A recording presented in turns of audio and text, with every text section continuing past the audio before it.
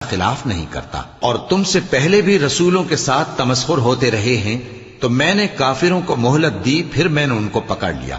سو دیکھ لو کہ میرا عذاب کیسا رہا۔ تو کیا وہ جو ہر شخص کے اعمال کا نگراں و نگہبان ہے، وہ بتوں کی طرح بے علم و بے خبر ہو سکتا ہے؟ اور ان لوگوں نے اللہ کے شریک مقرر کر رکھے ہیں۔